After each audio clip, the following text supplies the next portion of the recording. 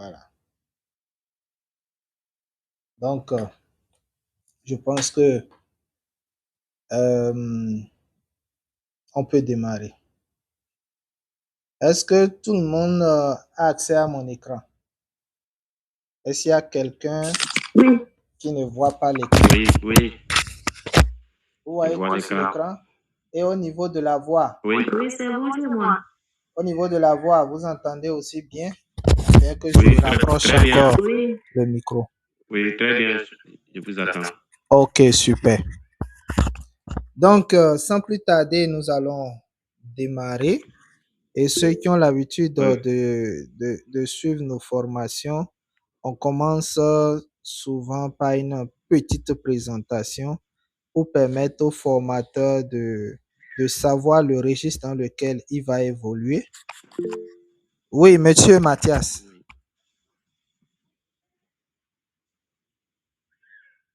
Vous avez levé la main, ou bien c'est une erreur.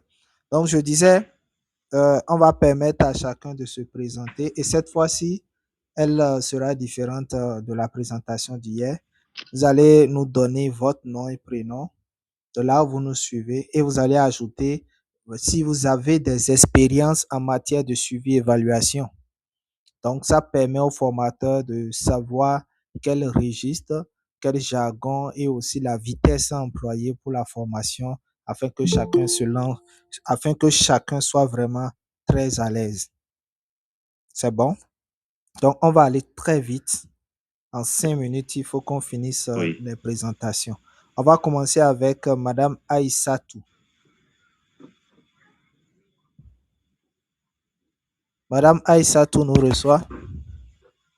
Oui, je vous reçois, monsieur. Oui, allez-y. Bonsoir, monsieur. Oui, bonsoir.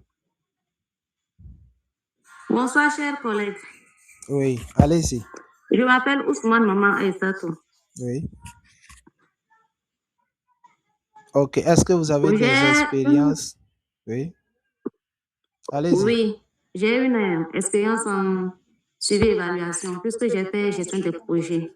Ok, super. Monsieur Marcel Tchengiano. Bonsoir monsieur, bonsoir à tout le monde. Moi je suis Tchengiano Marcel. Bon, j'ai pas trop d'expérience en suivi et évaluation, mais je crois après cette formation-là, ça va aller. Ok, super. Monsieur Djibril Amadou.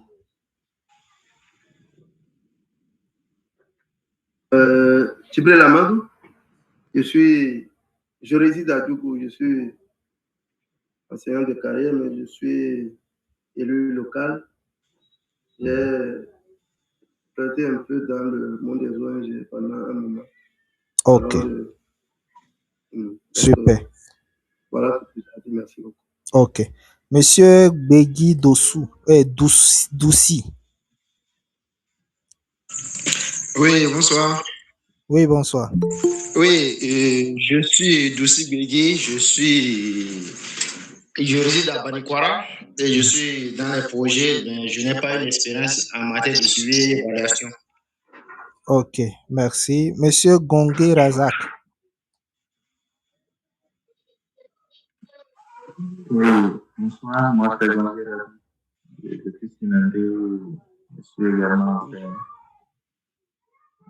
je n'ai pas trop d'expérience en matière de suivi et évaluation. Ok. Merci. Monsieur Gay Kamara.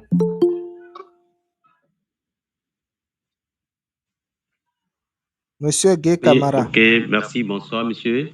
Oui. Oui, bien sûr, vous m'entendez très bien? Oui, très bien, on vous entend. Ok, merci. Moi, c'est Gay Kamara. Je suis à Zérékoré, Guinée.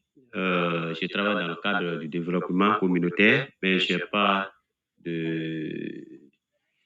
d'expérience en matière de suivi et évaluation. Merci, monsieur. Ok.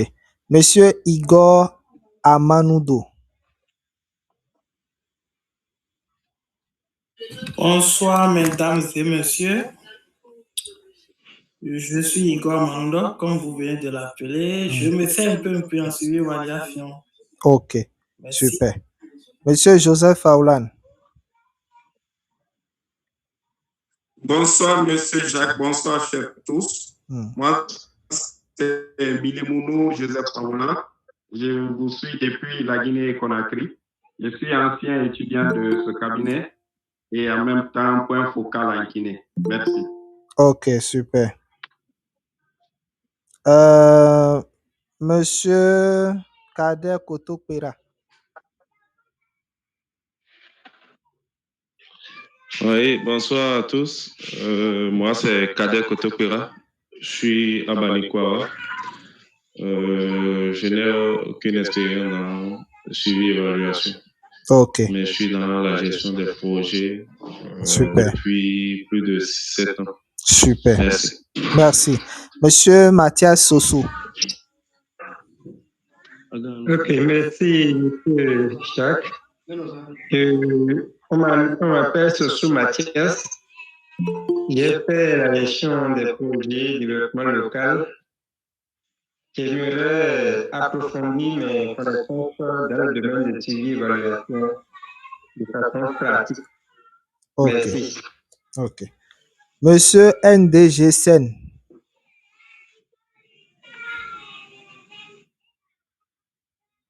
Oui, bonsoir, chers tous. Bonsoir. Ah, c'est madame, désolé. C'est ma... Je suis Senami Gatou, je suis à Ngoué, responsable évaluation d'une ONG de la place. Merci. Super. Monsieur Rafiou Yakoubou. Merci Jacques, merci pour l'opportunité. Ici Rafiou Yakoubou, je vous suis depuis Lomé. Mais déjà, je suis avec ma résidence habituelle, c'est Parakou. Moi, je suis responsable en conseil d'entreprise dans le Bordeaux et le Zoo. Et mon ONG, c'est Technocell Bénin. Merci. Merci. Monsieur Rodrigue Zanou. Oui, bonsoir, monsieur Jacques. Bonsoir, chers tous. Et c'est Zanou Rodrigue. Je suis gestionnaire de projet, mais je n'ai pas d'expérience en matière de suivi et évaluation. Je réside à Cotonou. Merci beaucoup. Ok. Monsieur Saba Sambieni.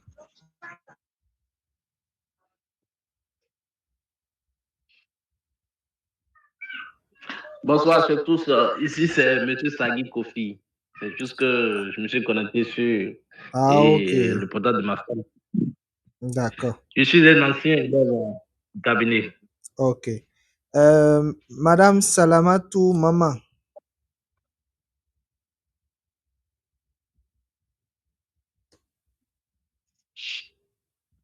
Salamatou Maman n'est pas encore. Salamatou Maman, elle est actuellement dans le bus, donc il fait du bruit, quoi. Ok. Donc, du coup, elle ne pourra pas allumer son micro. Ok. Oui, je comprends. Tu m'avais déjà expliqué ça. Et enfin, Madame Adoukonou Adélaïde.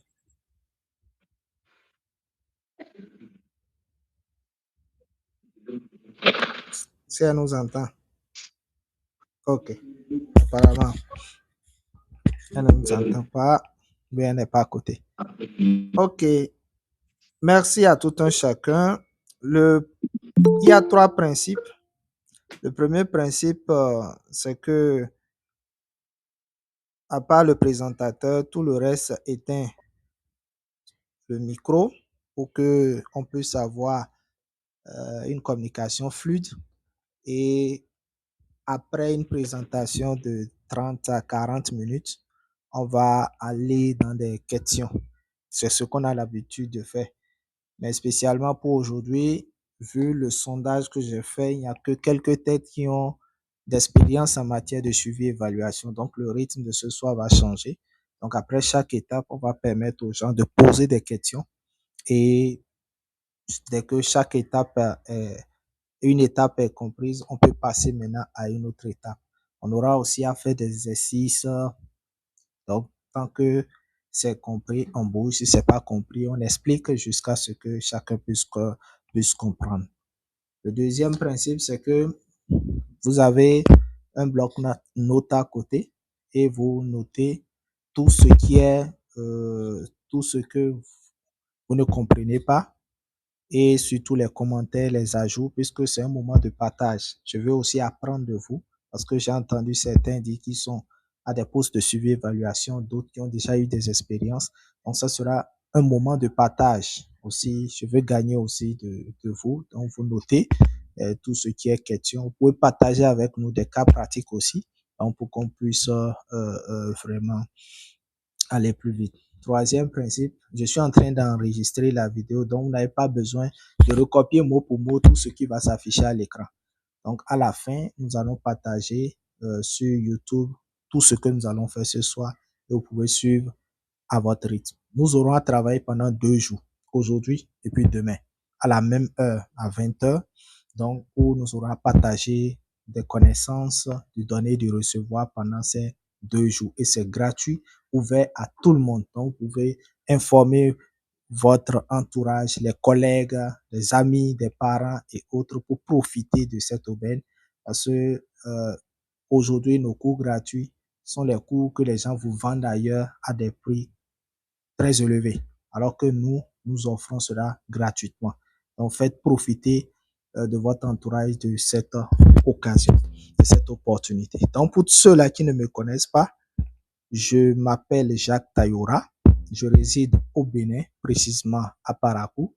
Et je suis en poste à l'Union nationale des coopératives de producteurs de soja, qui est la fêtière nationale des producteurs de soja au Bénin. Donc, je travaille dans la filière soja en tant que coordonnateur d'un programme de financement sur la filière soja qui est à sa 3e année maintenant. Donc, au-delà de ça, je suis consultant indépendant, donc pour des études, des évaluations, etc. Donc, déjà, même demain, je vais pour une consultation. Donc, je serai pratiquement, disons, toute la semaine entre les communes de la Donga. Donc, je vais beaucoup plus travailler là après une revue. Donc, voilà un peu. Je suis aussi spécialiste en management de projet, suivi, évaluation. En matière de suivi, évaluation, j'ai fait près de 8 ans sur un poste de suivi, évaluation avant d'aller au niveau de la coordination, chef projet, chef programme, etc., etc. Donc, ça sera beaucoup plus des expériences que j'ai vécues, que je vais partager avec vous. Et je voudrais que vous fassiez aussi de même pour que nous puissions apprendre. Donc, voilà un peu ce que je peux dire sur ma présentation. Alors, quels sont les objectifs que nous poursuivons pendant ces 2 jours? Pas pour la formation en suivi, évaluation de manière générale. Ça, c'est carrément d'autres objectifs. Mais pour ces 2 jours, l'objectif que nous poursuivons, c'est d'amener tous ceux-là qui vont suivre la formation à comprendre les bases théoriques du suivi et de l'évaluation, à acquérir des compétences nécessaires pour mettre en œuvre un cadre de suivi et évaluation efficace, tout au moins à 30%. Au moins 30% de compréhension serait vraiment un espoir pour nous. Savoir concevoir et utiliser des outils pratiques pour le suivi et l'évaluation des projets. On ne pourra pas tout voir, mais les BABA, nous allons vous montrer les BABA. Ce minimum-là, nous tenons à ce que vous ayez ça. Et enfin, pratiquer le suivi et évaluation à travers les études de cas réels et des simulations que nous aurons à faire si nous avons eu le temps. Donc, ça va vraiment.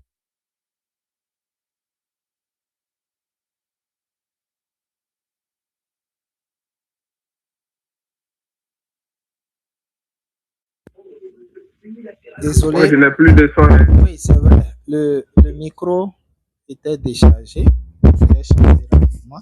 Donc, public cible, ici, ce sont les responsables de projet, les membres d'organisation, les chefs de département, les évaluateurs indépendants ou intermédiaires, les étudiants, les personnes intéressées. Donc, nous visons beaucoup plus ceux-là qui travaillent déjà, ceux-là qui sont dans le développement communautaire ou bien dans le développement d'entreprises, etc.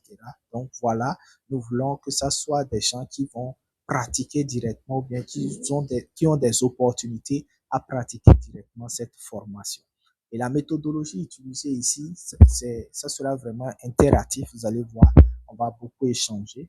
Ça sera une combinaison de théorie et de pratique, des discussions de groupe, des études de cas que nous aurons à pratiquer.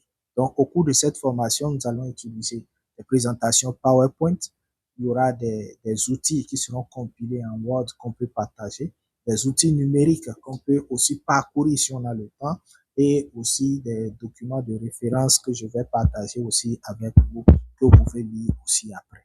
Donc voilà un peu ce que nous allons avoir pendant ces 2 jours. Et après ces 2 jours gratuits, on aura 2 semaines encore à faire avec ceux-là qui vont passer de l'étape gratuite à l'étape payante.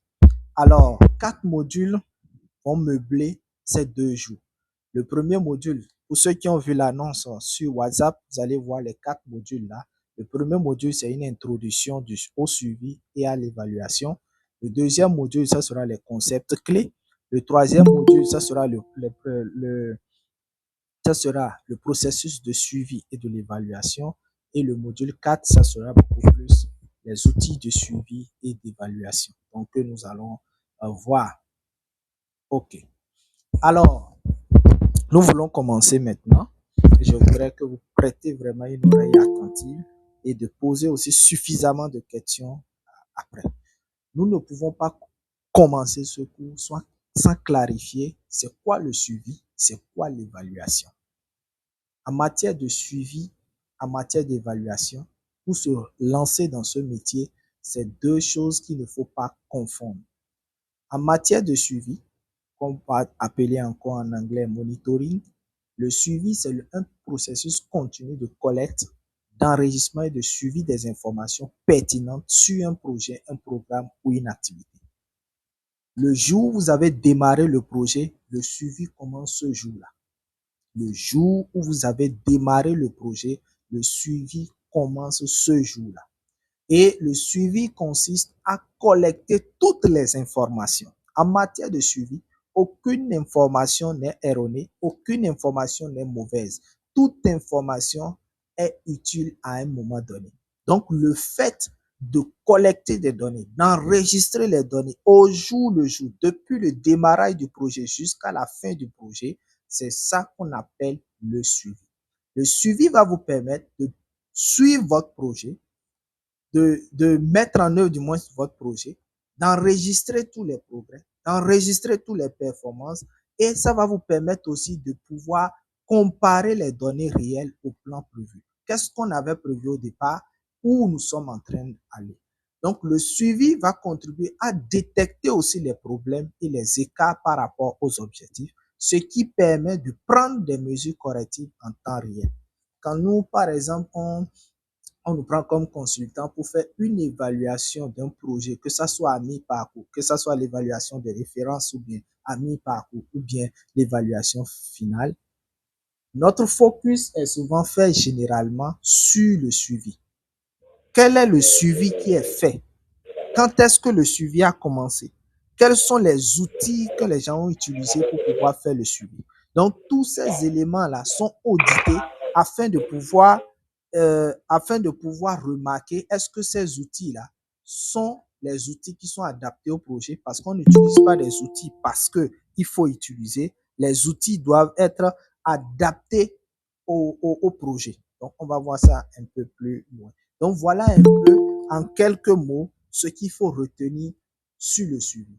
Donc, le fait de collecter les données au jour le jour, d'enregistrer ces données, ces informations, et depuis le démarrage du projet jusqu'à la fin du projet, c'est ça qu'on appelle le suivi.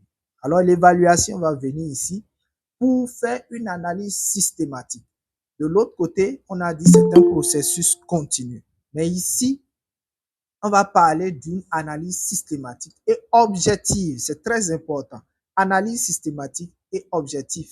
Objectif de la pertinence, de l'efficacité, de l'efficience, de l'impact et de la durabilité, qui sont les critères de l'OCDE. Donc, la pertinence, l'efficacité, l'efficience, l'impact et la durabilité. On va ajouter aussi la cohérence. Donc, ces 6 critères sont les critères de l'OCDE. Mais généralement, on se focalise beaucoup plus sur la pertinence, l'efficacité, l'efficience, l'impact et la durabilité. Peut-être quelqu'un se pose déjà la question, quelle différence il y a entre ces critères? Je l'explique très rapidement. La pertinence, c'est quand on dit qu'un projet est pertinent, c'est le fait de voir entre le problème réel de la population et la solution que nous apportons, est-ce qu'il y a une adéquation? Est-ce que la solution que nous apportons vient résoudre réellement le problème de la cible? Je prends un exemple. Vous venez par exemple la nuit pour identifier le problème d'une cible donnée. Tout à l'heure, ce qui va vous frapper à l'œil, c'est qu'il y aura le noir partout. Vous serez tenté de dire que les gens ont besoin de l'électrification. Vous serez tenté de dire que les gens ne sont pas en sécurité ainsi. Il faut les sécuriser. Mais quand vous viendrez la journée, vous aurez une autre perception, puisque vous allez voir des enfants chétifs, des enfants en divagation, des enfants malades, des parents malades.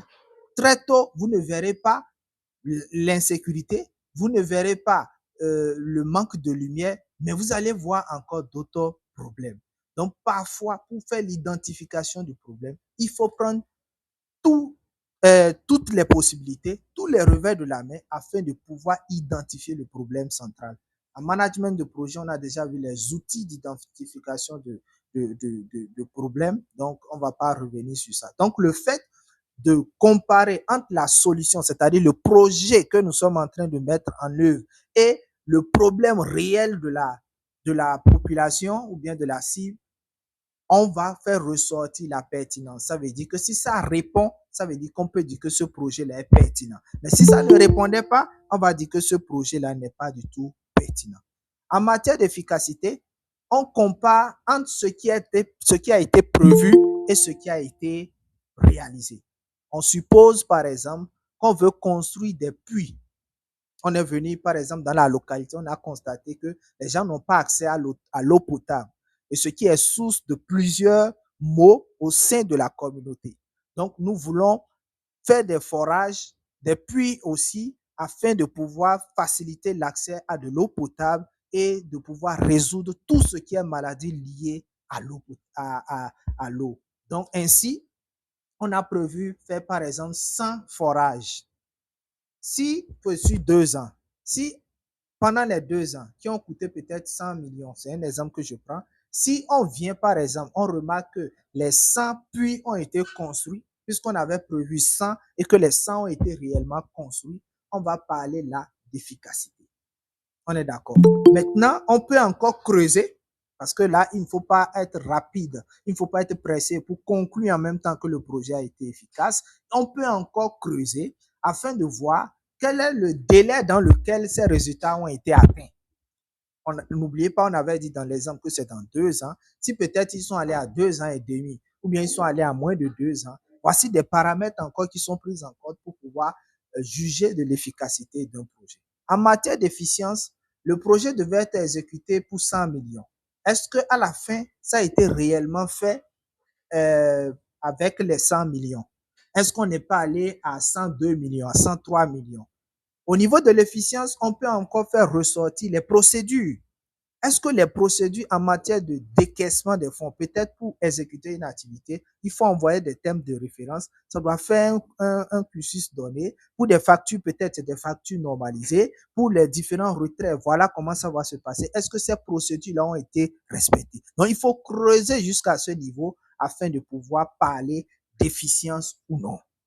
En matière d'impact, j'ai toujours dit, quand quelqu'un dit quel est l'impact du projet, en réalité, il ne sait pas de quoi il parle. Quand on dit l'impact du projet, ça ne veut rien dire. Parce qu'on a plusieurs types d'impact. De quel type d'impact vous parlez? Il y a l'impact à moyen terme, l'impact à court terme, l'impact à moyen terme et puis l'impact à long terme.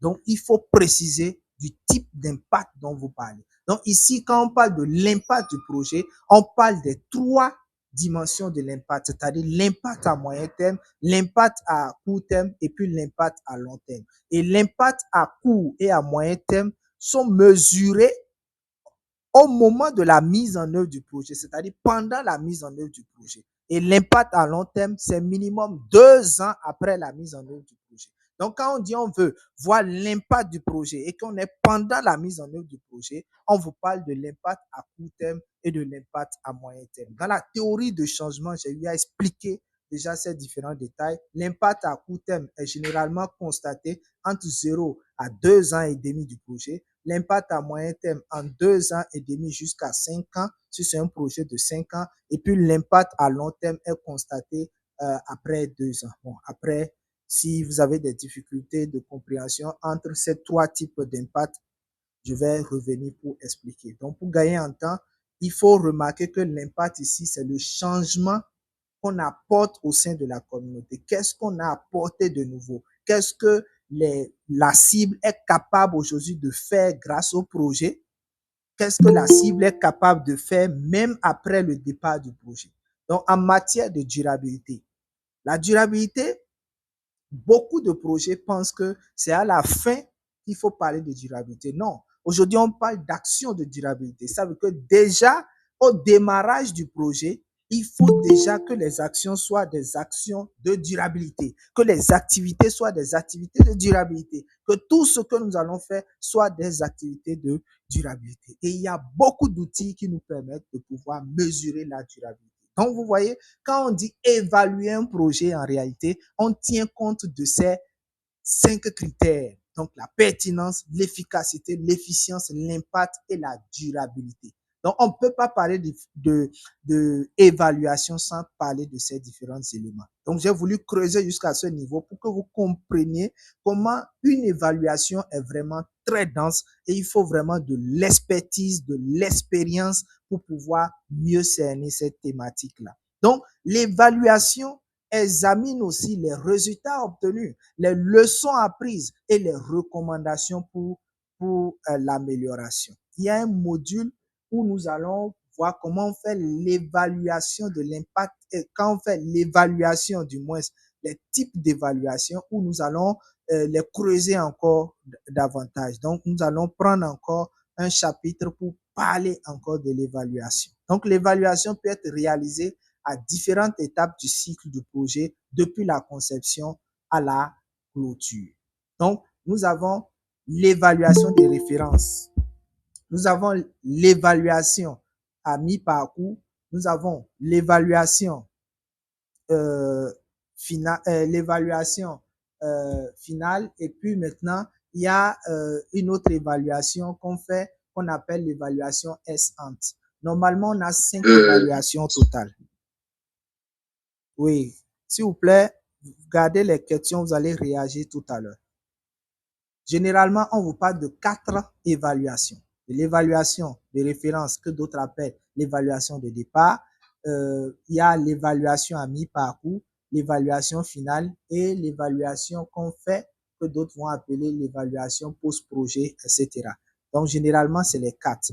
Il y a une autre évaluation qu'on fait généralement aussi qui nous permet de pouvoir auditer tout ce qui est cadre logique, etc. qui est faite, cette évaluation est souvent faite avant même l'évaluation de départ. Mais tous les projets ne le font pas généralement. Donc, voilà un peu ce qu'il faut retenir au niveau de l'évaluation. Ce qu'il faut, il ne faut pas que j'oublie, au niveau du suivi, c'est continu, on a dit. Mais au niveau de l'évaluation, vous pouvez comprendre que c'est périodique. C'est périodique. Donc, l'évaluation de départ, c'est avant le lancement du projet. L'évaluation à mi-parcours, c'est entre la 2e et la 3e année de mise en œuvre du projet. L'évaluation finale, c'est dans la 4e année, c'est-à-dire entre la 4e et la 5e année du projet, puisque l'évaluation finale est dans la durée globale du projet. Et puis maintenant, l'évaluation post-projet qui est faite 2 ans au moins après la mise en œuvre du projet. Donc, voilà un peu ce qu'il faut retenir. Alors, le cadre logique, c'est quoi? Le cadre logique, personnellement, j'ai l'habitude de l'appeler la colonne vertébrale du projet. C'est comme ça, moi, j'ai l'habitude de l'appeler. Donc, quand vous prenez le corps, vous voyez, la colonne vertébrale est très, très importante. Vous avez problème au niveau de la colonne vertébrale, vous ne pouvez même plus marcher. Il y a des mouvements que vous ne pourrez plus faire. Donc, c'est comme ça. Donc, un cadre logique mal formulé, un cadre logique mal formulé, le projet ne pourra pas bien fonctionner. Le projet ne sera pas clair. Tout sera ambigu, tout ne sera pas clair et ça sera vraiment tout un cafouillage total. Donc, Retenez que c'est un outil visuel utilisé pour définir de manière claire et systématique les objectifs, les activités, les résultats attendus et les indicateurs de performance d'un projet. Donc, c'est souvent un tableau à 4 colonnes. La première colonne, c'est ça qu'on appelle la logique d'intervention du projet. La deuxième colonne, c'est souvent les indicateurs objectivement vérifiables. La troisième colonne, c'est souvent les sources de vérification. Et la quatrième colonne, c'est ça qu'on appelle les conditions ou les hypothèses. Maintenant, ça dépend des types de projets. Pour les projets anglais, pour les projets allemands, pour les projets français, ça dépend. Il y a certains projets, quand on prend par exemple les projets néerlandais, eux, par exemple, ils ne se focalisent pas trop sur la troisième colonne, c'est-à-dire la colonne des hypothèses. Pourquoi? Parce que eux, ils ajoutent au cadre logique un autre outil qu'on appelle la théorie de changement. On a déjà fait ce cours-là, comment on élabore la théorie de changement, puisque dans la théorie de changement, on valorise les hypothèses et on voit comment les hypothèses, si elles sont vérifiées, comment elles vont contribuer en bien ou bien en mauvais dans la mise en œuvre de notre projet. Quelles sont les actions qu'il faut mettre en œuvre pour les atténuer et on voit de manière claire comment le changement va se produire du démarrage du projet jusqu'à la fin de notre projet. Donc, voilà un peu, le cadre logique va vous permettre de faire quoi? De faciliter la planification, le suivi, l'évaluation. Quand un auditeur vient, par exemple, ou bien un évaluateur vient, le premier outil qu'il prend, c'est le cadre logique. Parce que dans le cadre logique, il va d'abord tester votre logique d'intervention. La logique d'intervention, c'est quoi? C'est quelles sont les ressources qui sont mises à disposition. Ces ressources-là servent à mettre en œuvre quelle activité? Ces activités qui sont menées là servent à atteindre quel résultat? Ces résultats-là servent à atteindre quel objectif spécifique et ces objectifs spécifiques servent à atteindre quel objectif général. Donc, il y a une connectivité au niveau de chaque niveau. C'est ça qu'on appelle le lien de cause à effet. Bien, certains vont parler de lien de causalité. Donc, on va voir un peu plus loin comment on construit un cadre logique. Alors, un indicateur de performance, c'est quoi? Vous allez entendre souvent, on parle d'indicateur de performance, d'indicateur de performance. Ce sont c'est une unité de mesure, parce que j'ai dit un indicateur, c'est une unité de mesure quantitative ou qualitative utilisée pour évaluer le degré d'atteinte des résultats. Est-ce que nous avançons? Est-ce que nous reculons? Ce sont des indicateurs qui nous permettent de savoir si nous sommes sur la bonne voie ou bien si nous ne sommes pas sur la bonne voie. Je prends un exemple. Nous voulons former 30 femmes sur les méthodes contraceptives. L'indicateur ici peut être le nombre de femmes formées. L'indicateur de départ, qu'on appelle l'indicateur de référence, c'est quoi? C'est 30 femmes formées. Ça veut dire qu'à la fin, on doit avoir formé minimum 30 femmes. Qu'est-ce qui nous permet à la fin de savoir que les 30 femmes sont formées? Il suffit de voir les femmes qui sont formées et les compter. Est-ce qu'elles atteignent 30? Oui. Combien on avait voulu former au départ? 30. Combien on a formé à la fin? 30. Ça veut dire que cet indicateur-là est atteint. Ça veut dire que dans la mise en œuvre de notre projet, nous sommes en train de bien évoluer. Donc, vous voyez, c'est comme ça. Donc, cet indicateur-là, on va l'appeler un indicateur. Ça dépend. Hein. Si c'est une activité, on va l'appeler l'indicateur d'activité. Si c'est au niveau d'un résultat, l'indicateur de résultat. Et ce sont les indicateurs qui sont liés aux objectifs qu'on appelle les indicateurs de performance. Et ces indicateurs doivent respecter aussi un critère, le critère SMART. Ça veut dire que l'indicateur doit être spécifique, doit être mesurable, doit être atteignable, réaliste et puis temporellement défini. Donc, voilà un peu les critères que doit respecter un indicateur. Donc, l'indicateur va vous permettre de pouvoir suivre le projet, à prendre des décisions éclairées et à rendre compte des résultats. Donc, les indicateurs, c'est comme les yeux du projet, parce que c'est les indicateurs qui vont vous permettre de voir, de savoir si vous êtes dans la bonne direction ou bien si vous êtes dans la mauvaise direction. Et ces indicateurs sont dans le cadre logique. Donc, voilà ce qu'il faut retenir à ce niveau. Alors, quelle est l'importance du suivi et de l'évaluation dans les projets? Il y en a plusieurs. Mais ici, moi, je vais parler juste de quelques importances. Premièrement, c'est l'amélioration de la prise de décision. Si vous faites bien le suivi, vous avez des outils qu'il faut pour faire le suivi. Vous collectez intelligemment les données sur le terrain. Il y a une bonne analyse qui est faite après. Il y a une bonne interprétation qui est faite après. Vous allez constater que dans ce projet, vous allez prendre de très belles décisions, des décisions éclairées.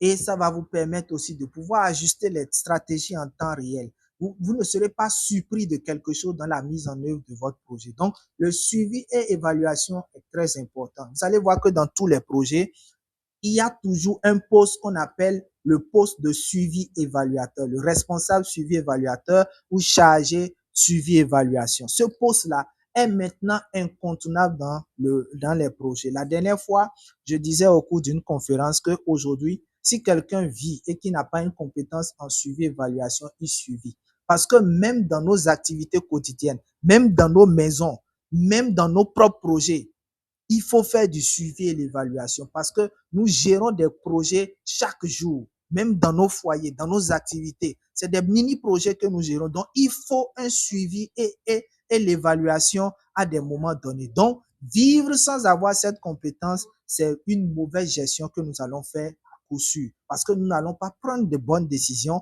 Nous allons prendre des décisions qui vont frustrer les gens, qui vont frustrer notre équipe, etc. Deux, la responsabilité et la transparence. Vous savez, dans le suivi-évaluation, on sait qui fait quoi, quand il le fait, comment il le fait, à travers un outil qu'on appelle la matrice de suivi-évaluation. Certains vont vous parler du cadre de suivi-évaluation. Cet outil-là révèle à chaque indicateur et qui est responsable de chaque indicateur. Ça veut dire qu'à un moment donné, à un moment d'exécution du projet, en évaluant les indicateurs, si on voit que tel indicateur n'est pas atteint, il suffit de suivre seulement la ligne, on va trouver la colonne responsable, on va voir qui était là, c'est lui qui est responsable de ça. Donc, ça veut dire que si cet indicateur n'est pas atteint, c'est lui qui n'a pas atteint l'indicateur. Et qui va expliquer pourquoi il n'a pas atteint cet indicateur? C'est le suivi évaluateur. Puisque c'est lui, entre-temps, qui collectait les informations dans la manière dont l'autre exécute les activités, dans la manière dont les choses évoluent. Donc, c'est lui qui va fournir des informations pour permettre au chef de projet ou bien au coordonnateur de décider. Donc, si vous êtes dans un projet, en réalité, moi, je l'ai toujours dit, le boss même du projet, c'est le suivi évaluateur. Parce qu'il peut faire renvoyer le coordonnateur. Il peut faire renvoyer le chef projet. Il peut faire renvoyer n'importe quelle personne. Dans un projet, vous êtes contre le suivi évaluateur. Il a toutes les armes nécessaires de vous remercier, de faire en sorte qu'on vous remercie. Parce que c'est lui qui va sortir des éléments d'appréciation pour prendre des décisions sur vous. Donc, vous avez l'obligation d'avoir cette compétence-là, d'avoir les yeux sur ce qui se fait pour qu'au moment opportun, quand il va collecter les données et les interpréter, que vous ayez les outils nécessaires pour dire non, quand on collecte ceci, voilà ce que ça veut dire en réalité. Ça ne veut pas dire ce que tu es en train de dire. C'est très important. Donc, il y a de la transparence à ce niveau. Il y a aussi la mauvaise foi aussi du suivi évaluateur qui peut jouer aussi contre vous. Il y a l'apprentissage et l'organisation. Du fait que vous n'avez pas atteint l'indicateur, un suivi évaluateur de bonne foi va faire sortir les éléments qui ont contribué clairement à votre échec ou bien au succès. Et s'il s'agit d'échecs, on va capitaliser les leçons, on va apprendre des leçons et maintenant proposer des solutions pour voir à l'avenir comment on va éradiquer cela. Donc, le suivi évaluation va vous permettre dans ce cas d'apprendre continuellement, va permettre à l'organisation d'apporter des points d'amélioration, etc., etc. Donc, voilà un peu. Et ensuite, la mesure de l'impact, c'est très important. Donc, l'évaluation va vous permettre de mesurer l'impact du projet, de la communauté, de la cible, etc. Et enfin, la redevabilité vis-à-vis des parties prenantes. Le suivi et l'évaluation va permettre aux bénéficiaires du projet, ceux-là qui bénéficient du projet, de se sentir concernés. Parce que vous allez les rendre compte à un moment donné. Voilà ce que nous sommes en train de faire. Voilà, nous avons travaillé pendant 1 an. Voici ce qui a été fait. voici l'argent qui a été consommé, voici les résultats qui ont été atteints. Et eux, ils vont donner leur avis. Non, ce que vous dites là, c'est pas vrai. Sur le terrain, c'est autre chose. Ah, ce que vous dites là sur le terrain, c'est ça. Nous avons constaté ce problème-là. Nous-mêmes, on réfléchissait à quoi faire pour pouvoir régler ça. Voilà ce que nous on propose. Donc, ça, le suivi évaluation permet à l'équipe projet de pouvoir être redevable vis-à-vis des parties prenantes. Ça peut être au niveau de la cible, ça peut être au niveau du bailleur, ça peut être au niveau des partenaires, par exemple, au niveau des démembrements de l'État, par exemple les mairies, les directions départementales, etc. Donc, il y en a plusieurs, mais voilà les 5 que j'ai voulu partager avec vous ici, qui sont quand même les résultantes de tout le reste. Donc, voilà un peu pour vous montrer l'importance du suivi et l'évaluation dans un projet. Alors, quel est son rôle? Ou bien quels sont les rôles du suivi et de l'évaluation? Premièrement, au niveau de la phase de planification. Au niveau de la phase de planification, le suivi et l'évaluation va vous permettre de définir les indicateurs et les objectifs de performance. Ça va vous aider à créer un cadre logique et la conception d'un plan de suivi et évaluation adapté au projet. Ça, c'est des outils très importants. Le cadre logique, le plan de suivi et évaluation, c'est très important. Et aussi, ça va vous permettre de pouvoir sortir beaucoup d'autres outils de planification, bien sûr, qui vont vous permettre de pouvoir bien lancer votre projet. Au niveau de la phase de mise en œuvre, le suivi assure que les activités se déroulent comme prévu. Est-ce que l'activité qui devait être réalisée cette semaine a été réalisée? Est-ce que les ressources qui devaient être déployées sont déployées? Quand je parle de ressources, c'est ressources humaines, matérielles, financières. Est-ce que ces ressources-là ont été vraiment mises à disposition? Est-ce que ça a été fait dans le délai imparti? Est-ce que ça a été fait avec la compétence nécessaire? Ainsi de suite, ainsi de suite. Le suivi va faire ressortir tous ces éléments-là. Donc, tout ceci, c'est pour pouvoir travailler sur le critère efficience et efficacité. En matière de ressources pour l'efficience, en matière d'exécution pour l'efficacité. Pour qu'à la fin, on ne puisse pas dire que le projet n'est pas efficace, le projet n'est pas efficient. Et à la phase de clôture, l'évaluation va venir maintenant nous dresser le bilan global du projet qui va analyser maintenant les différents critères, à savoir l'efficacité, l'efficience, la durabilité, etc., etc. Donc, voilà un peu le rôle du suivi et l'évaluation au niveau de la phase. Normalement, nous avons la phase d'initiation, la phase de planification, la phase de mise en œuvre, la phase de clôture. Ça, c'est ça qu'on appelle le cycle de vie, non, le cycle de vie de gestion de projet. Voilà, c'est ça, le cycle de vie de gestion de projet. Parce que on a le cycle de vie de projet et le cycle de vie de gestion de projet. Et ici, on est en train de parler de gestion de projet. Donc, ne mélangez pas les choses. Voilà. Ensuite, les types de suivi et d'évaluation. J'ai déjà abordé certains, mais ici, on va les aborder selon un certain nombre de critères. On a le suivi des activités, le suivi des indicateurs et puis le suivi financier. C'est ça que j'ai expliqué tout à l'heure. Au niveau de l'évaluation, les types d'évaluation se font selon soit le temps, soit le critère, selon soit la nature, soit l'évaluateur, le type d'évaluateur. Donc, voilà les différents critères. Donc, ici, nous allons parler beaucoup plus selon le moment. Nous avons l'évaluation formative, nous avons l'évaluation sommative et puis l'évaluation ex-post. C'est l'évaluation formative qu'on appelle l'évaluation à mi-parcours. L'évaluation sommative, c'est ça qu'on appelle encore l'évaluation finale. Et l'évaluation ex-post, c'est ça qu'on appelle l'évaluation post-projet. Donc, l'évaluation formative est réalisée pendant le projet, l'évaluation sommative à la fin du projet et l'évaluation ex-projet 2 ans au moins après le projet. Donc, avec tout ce que j'ai présenté, on peut voir clairement quelle est la différence fondamentale entre le suivi et l'évaluation. En matière d'objectifs, le suivi va assurer la bonne mise en œuvre des activités. L'évaluation, c'est de juger de l'impact et de l'efficacité. En matière de fréquence, le suivi est continu, on a dit, tout au long du projet. Et au niveau de l'évaluation, c'est périodique. Au niveau de la nature, au niveau de suivi, c'est souvent les informations quantitative en temps réel qu'on collecte. Et au niveau de l'évaluation, c'est qualitative et quantitative, surtout basé sur les résultats. En matière de responsabilité, le suivi, c'est souvent le gestionnaire de projet ou bien si vous avez un suivi évaluateur. Et en matière d'évaluation, c'est souvent soit l'évaluateur interne ou bien l'évaluateur externe. Donc, voilà ce qu'il faut retenir à ce niveau-là, au niveau de l'introduction.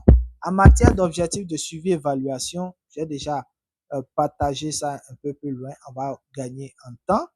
Et pour venir au niveau du module 2. Bien avant cela, est-ce que peut-être il y avait des questions sur le module 1 avant que je ne puisse entamer le module 2? Parce que c'est là que je vais détailler encore quelques concepts clés, surtout au niveau de l'évaluation et autres que je n'ai pas détaillé de l'autre côté parce que je savais que je vais détailler ça ici. Est-ce que sur ce qui a été dit, il y a de questions? Rapidement en 5 minutes avant qu'on ne puisse évoluer. S'il y a des questions, vous levez seulement la main, on vous donne la parole et vous posez posément votre question. Oui, monsieur Gay Camara. On va prendre. Oui, ok, merci, monsieur. On va lister moi, Oui, monsieur Gay Camara, on va lister toutes les questions et répondre ensemble. Voilà. Je veux juste un peu, je n'ai pas bien saisi la différence entre le cycle de vie de projet et le cycle de gestion. Le cycle de gestion de vie de projet, non? Ou cycle de gestion de projet? C'est compris? Oui. Le cycle de vie de projet. Oui, je suis là. Cycle de vie de projet. Voilà, c'est ça. Oui. Et le cycle de gestion de projet. Voilà. Oui, allez-y. C'est ça ma question. Oui, c'est ça ma question. C'est ça la question. Je n'ai pas bien compris. Voilà, c'est ma question, c'est ça. C'est bien noté. Oui, monsieur Tengiano. Ok. Ok, merci beaucoup, monsieur Jacques. Oui. En fait, les inquiétudes se posent au niveau du planificateur. Le planificateur qui joue aussi un rôle très essentiel dans le pilotage du projet. Et le suivi évaluateur, comme vient aussi de voir, lui aussi, c'est quelqu'un qui est indispensable. Et moi, peut-être, c'est moi qui n'ai pas bien compris, je voudrais avoir des éclaircissements. En fait, l'interaction qui lie les deux personnes dans la gestion du projet. Ou autrement, est-ce qu'une seule personne peut gérer les deux postes? Gestionnaire de projet, c'est-à-dire chef de projet, suivi évaluateur en même temps. C'est ça? Monsieur Tengiano, bien il est parti. Allô? Oui. Je ne sais pas si je me suis fait comprendre. Je n'ai pas bien compris. Vous parlez de chef de projet et de suivi évaluateur. Si quelqu'un peut cumuler les deux postes. Non. En fait, au niveau du planificateur. Oui. Le planificateur et le suivi évaluateur, est-ce qu'il y a une interaction dans la gestion entre les deux ou bien une seule personne peut être planificateur en même temps faire le suivi évaluation du projet? C'est maintenant que j'ai compris. Autre question?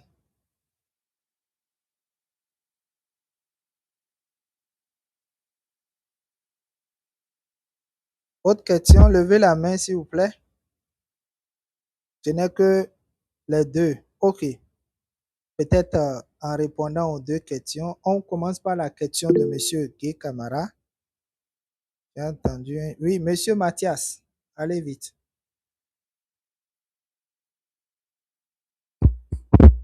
Merci, monsieur.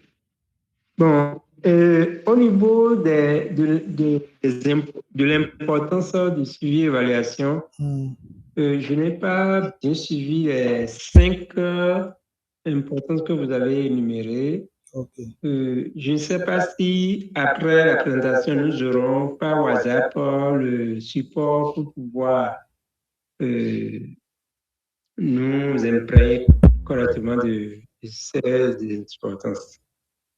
Ok. Sinon, vous voudrez bien me les rappeler. Ok, merci beaucoup. Je commence en même temps par la question de monsieur, ou bien quelqu'un veut réagir encore? Ok. Je commence en même temps par la question de monsieur Mathias. Seuls ceux-là qui vont passer à la phase payante auront le PDF gratuitement. Ceux-là qui vont se limiter seulement à la phase gratuite, c'est la vidéo qu'on partage avec eux. Comme je l'ai dit au départ, nous sommes en train de enregistrer tout ce que nous sommes en train de faire. La vidéo sera partagée. Ils peuvent aller suivre la vidéo et noter tout ce qu'ils veulent. Voilà ce qui est prévu. Ça sera partagé sur WhatsApp. Oui, sur WhatsApp, YouTube, sur tous nos réseaux sociaux, vous allez voir ça. On va partager ça. D'accord. D'accord. Donc, j'ai projeté Merci ici beaucoup. déjà l'importance. On a parlé de l'amélioration de la prise de décision, la responsabilité et transparence, l'apprentissage organisationnel, mesure de l'impact et enfin la redevabilité vis-à-vis des parties prenantes. Donc, voilà un peu ce qu'il faut noter à ce niveau-là en matière d'importance. Alors, je poursuis avec M. Guy Camara. J'ai parlé tout à l'heure de cycle de projet et cycle de gestion de projet. Certains vont parler de cycle de vie de projet et d'autres de cycle de vie de gestion de projet. D'abord, partons de la définition des deux. C'est quoi un projet? Un projet, comme si vous allez sur le net, on le définit comme un ensemble d'activités temporaires, coordonnées, planifiées, visant à atteindre un objectif précis dans un délai défini avec les ressources limitées. Donc, qui va produire ensuite les livrables, etc., etc. C'est ça qu'on appelle un projet, un ensemble d'activités temporaires, coordonnées, planifiées. Mais au niveau de la gestion de projet, c'est l'ensemble des méthodes et des outils et compétences utilisées maintenant pour planifier, exécuter, clôturer un projet de manière efficace. Vous voyez déjà au niveau de la définition, il y a déjà une différence. L'autre, c'est un ensemble d'activités, l'autre, c'est un ensemble de méthodes. Donc, et les méthodes vont s'appliquer, quand je prends au niveau de la gestion de projet, les méthodes vont s'appliquer au niveau de la planification, au niveau de la mise en œuvre et au niveau de la clôture. Maintenant, au niveau du cycle de vie du projet, du fait que c'est un ensemble d'activités qu'on va exécuter de manière temporaire avec des ressources limitées, il faut une phase d'initialisation, c'est-à-dire une phase où on va d'abord s'entendre sur ce qu'on veut faire. Une phase où on va élaborer le projet même. Une phase où on va défendre le projet devant les bailleurs. Une phase où on va lancer le projet. Ensuite, une phase où on va passer à ce qu'on appelle la mise en œuvre globale du projet. On va mettre en œuvre le projet. Une autre phase où on va évaluer le projet pour voir est-ce qu'on avance, est-ce qu'on n'avance pas. Et une autre phase qu'on va appeler la phase terminale ou bien la phase de clôture. Donc, voilà la différence entre le cycle de vie de projet et le cycle de vie de gestion de projet. C'est deux choses différentes. Ensuite, monsieur Tengiano a parlé de planification, suivi, évaluation. C'est le même poste. On ne peut pas dans un projet prendre un planificateur et prendre encore après un suivi évaluateur. Je précise, dans un projet, si c'est dans les services publics, vous allez voir des postes purement, lui, il est planificateur et un autre poste où on va vous parler de responsable suivi évaluation. Mais dans un projet, je n'ai pas encore vu. Peut-être qu'il y en a et que les gens connaissent, vous allez partager avec nous. Mais moi, de ma petite expérience, je n'ai jamais vu quelque part où ils ont pris un planificateur et ils ont pris un suivi évaluateur dans un même projet. C'est souvent responsable, planification et suivi, évaluation et capitalisation, ou bien suivi, évaluation et capitalisation. Certains ajoutent même apprentissage, c'est-à-dire suivi, évaluation, capitalisation et apprentissage, ou bien apprentissage et suivi, évaluation. Donc, voilà ce qu'on a l'habitude de rencontrer souvent dans le monde des projets. Voilà. Voilà ce que je peux dire déjà sur les questions qui sont posées. Alors, s'il n'y a plus de questions, on va évoluer. S'il vous plaît, et coupez vos micros. pour permettre aux autres de bien écouter. Voilà. Merci. Donc, voilà ce qu'il faut dire par rapport à la première série des questions. On va passer maintenant au module 2 où nous allons revenir sur certains concepts clés. Les types d'évaluation, on a parlé de l'évaluation formative, de l'évaluation sommative et de l'évaluation de processus. L'évaluation formative, c'est une évaluation qui est souvent réalisée pendant le projet. Et son objectif, c'est de pouvoir fournir des retours continus afin d'améliorer la mise en œuvre du projet. Pour qu'on puisse savoir est-ce qu'on avance, est-ce qu'on recule, est-ce qu'à un moment donné, on ne va pas arrêter pour tout voir. Donc, son objectif, c'est d'identifier les problèmes et les définir. Et les défis, dès qu'ils apparaissent, c'est d'aider à ajuster les stratégies et les activités du projet et enfin, fournir un retour d'information en temps réel pour améliorer l'efficacité du projet. Au niveau de l'évaluation sommative qui se réalise à la fin du projet, son objectif, c'est de pouvoir juger de la réussite ou de l'échec du projet. Lui, c'est de pouvoir montrer est-ce que le projet a marché ou bien ça n'a pas marché. Donc, il va commencer par des activités, il va mesurer les activités, mesurer l'atteinte des résultats, mesurer l'atteinte des impacts du projet. Il va évaluer l'impact global du projet et puis maintenant fournir des recommandations pour les projets futurs, pour d'autres projets qu'on va réaliser. L'évaluation de processus se concentre sur la mise en œuvre des activités et sur la manière dont elles sont réalisées. Donc, quand on dit on veut faire l'évaluation, en réalité, dans un projet, quand on dit on veut faire de l'évaluation, on doit préciser c'est quel type d'évaluation. Est-ce que c'est une évaluation formative? Est-ce que c'est une évaluation sommative? Est-ce que c'est une évaluation de processus? Si c'est une évaluation formative, vous ne pouvez pas évaluer, par exemple, l'impact. Ce n'est pas possible.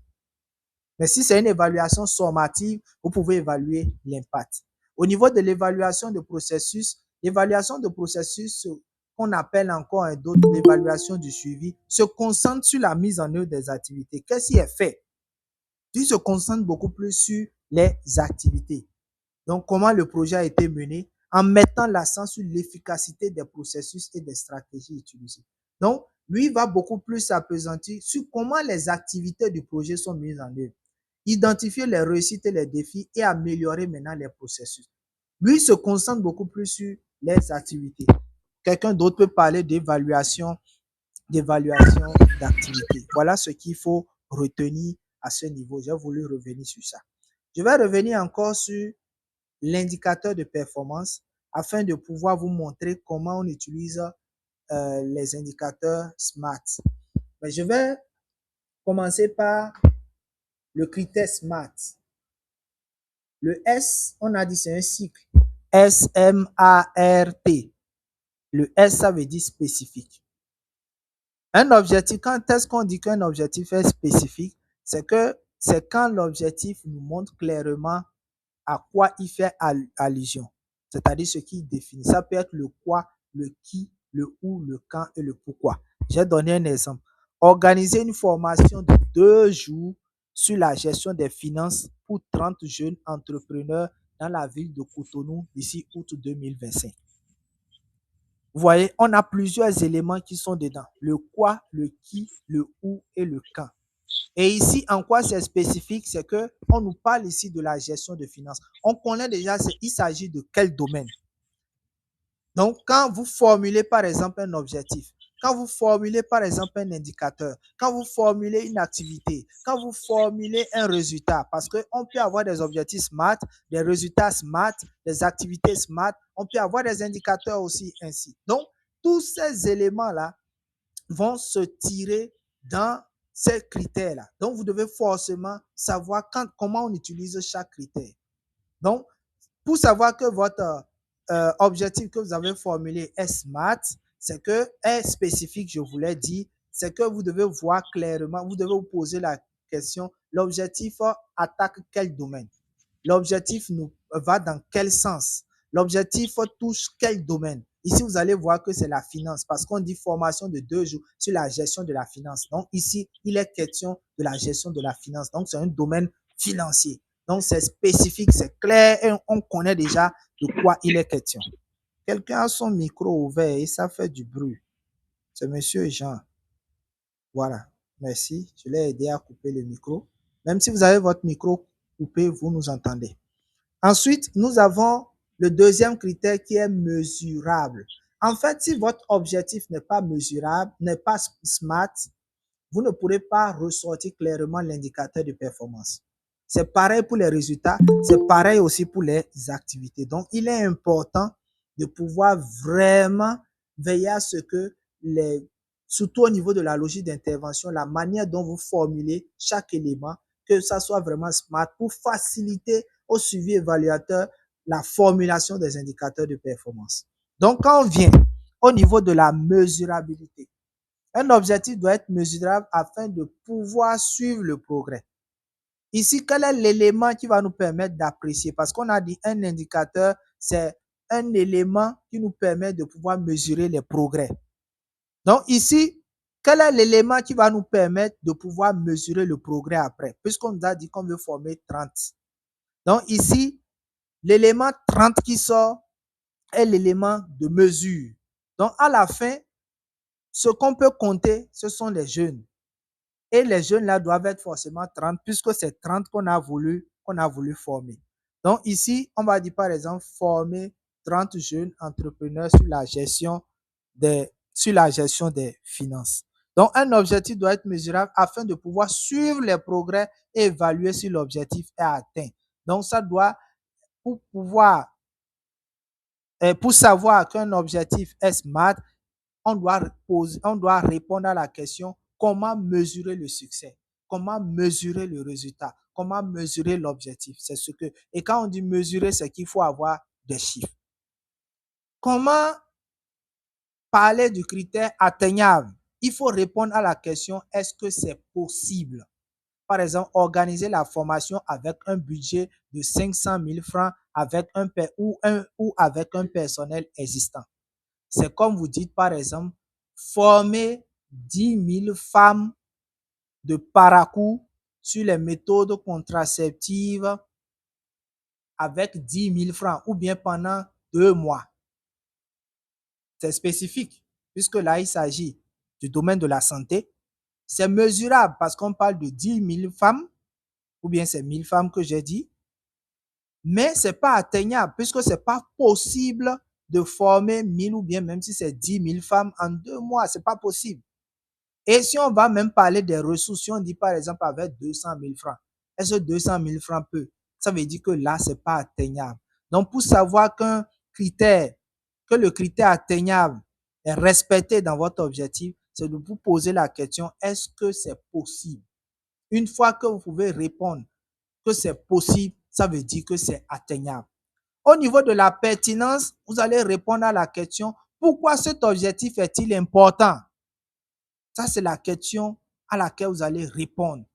Donc, un objectif doit être pertinent, c'est-à-dire qu'il doit être aligné avec les priorités du projet ou de l'organisation. Est-ce que l'objectif là cadre avec les ambitions du projet, cadre avec les atteintes de l'organisation? Voilà. Quand on dit pertinence, c'est ça. C'est pertinence qu'on appelle encore réaliste.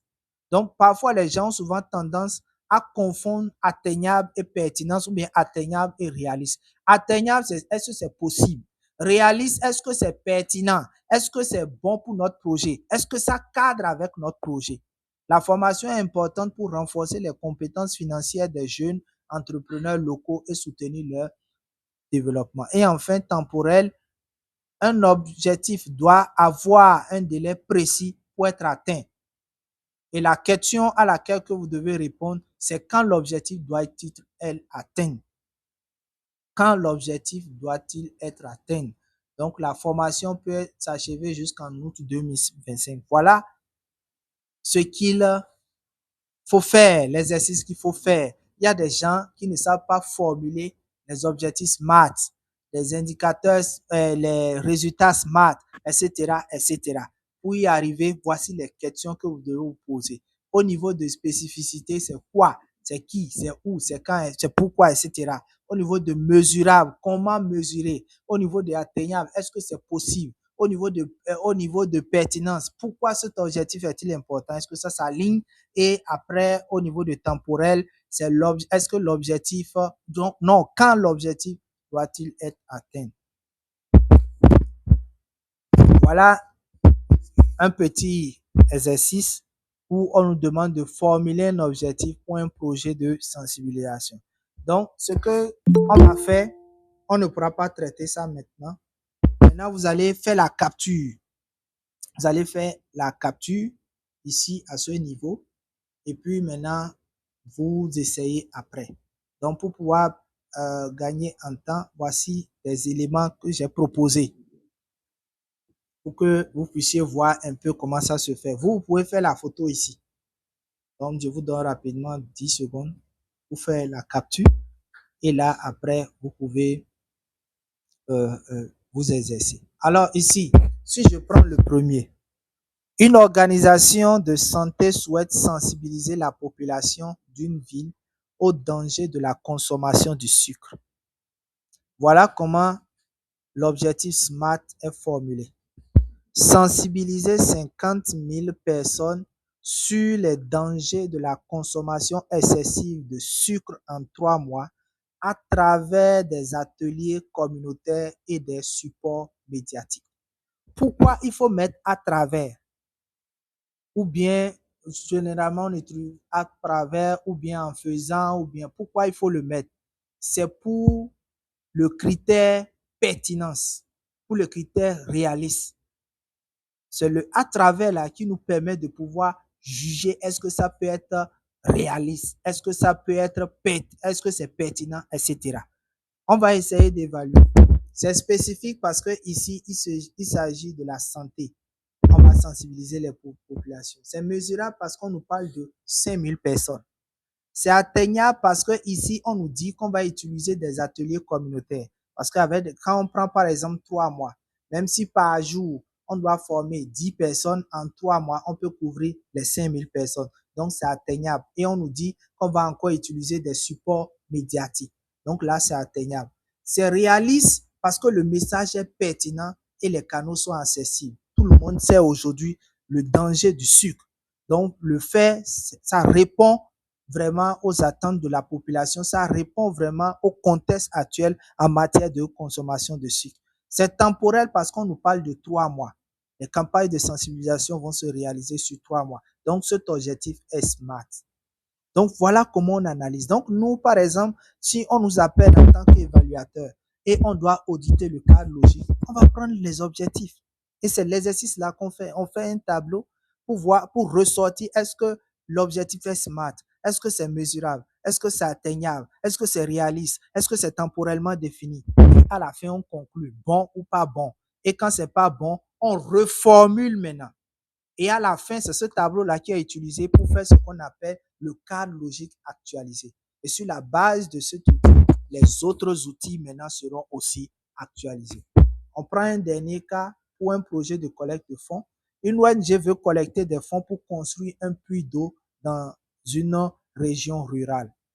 L'objectif SMART, collecter 10 millions pour la construction d'un puits d'eau dans une région rurale dans un délai de 4 mois. C'est spécifique parce que le besoin est là et on est aussi dans le domaine, je peux parler du social. C'est mesurable parce qu'on parle de 10 millions, puisqu'à la fin, on va voir combien on a collecté finalement. C'est atteignable parce que ici, on nous parle aussi des événements de collecte, des dons de ligne, etc. C'est réaliste parce que le montant est basé sur les estimations de coûts de construction. Parce qu'on nous parle de construire des pots d'eau et c'est temporellement défini parce qu'on nous parle de 4 mois. Donc, voilà un exercice qu'on fait souvent à ce niveau. Donc, le reste, vous pouvez évoluer, vous pouvez faire des exercices par rapport à ça. Demain, si on a le temps, on peut encore y revenir. On peut faire une liste d'objectifs et là, vous allez essayer de juger si cet objectif est SMART ou si ce n'est pas SMART. Demain, c'est l'exercice par lequel on va commencer. Oui, monsieur Mathias, vous pouvez noter la question. Je finis le module et on prend les questions. Donc, demain, on va commencer par là. Donc, soyons à l'heure. On va faire une liste d'objectifs SMART et ensemble, on va essayer d'analyser, voir si ces objectifs sont SMART ou pas. Donc, voilà l'exercice par lequel on va commencer demain. Maintenant, les types d'indicateurs. Nous avons les indicateurs quantitatifs et les indicateurs qualitatifs.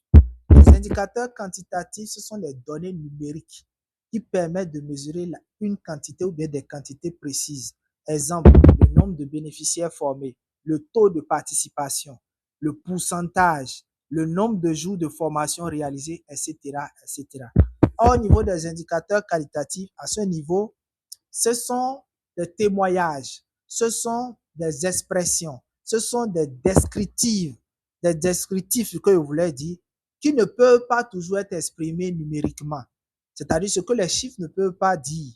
Ça peut être les impressions, les témoignages que les gens vont donner. Donc, à ce niveau, ça peut être la satisfaction, par exemple, des participants. Ça peut être le changement de comportement ou bien l'attitude chez les bénéficiaires. Ça peut être la perception des communautés sur l'impact du projet. Ça, par exemple, ce sont des indicateurs qualitatifs.